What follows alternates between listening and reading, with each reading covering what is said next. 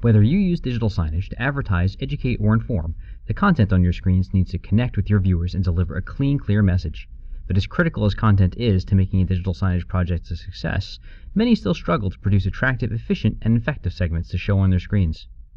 Fortunately, making great digital signage content is as much science as it is art, and with a few simple tips and techniques, you can supercharge bland, ineffective clips, making them into memorable, efficient delivery mechanisms for your messages.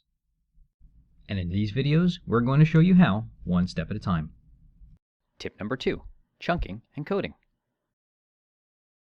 Chunking and coding are two parts of your brain's automatic sorting system. Chunking means breaking large pieces of information into smaller chunks according to some simple rules. It's especially useful when you need to display a large list of items on the screen at once. Effectively, chunking means giving your viewer clues about how to remember a sequence of items by dividing that sequence into chunks, which are each composed of the individual elements you wish to have the viewer remember. The chunking effect works best with things that naturally break apart into smaller units, like numbers, compound words, and even synonyms. That's why you'd never see a 10-digit number presented like this. Instead, we would always show it like this. Chunking is often used together with coding, which means mentally arranging similar or related items into groups to make them easier to remember. Even though it can be difficult to find ways to make items relate to each other in digital signage content, the effect is worthwhile, since items that can be grouped together according to some common characteristics are far more likely to be recalled correctly later on than items that don't share any characteristics with other things on screen.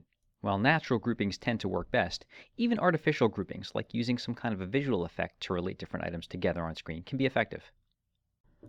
That said, the coding effect does diminish rapidly when using more than 5 words or phrases at once, or when using items that don't fall into natural groupings based on concept, language, sound, or other characteristics.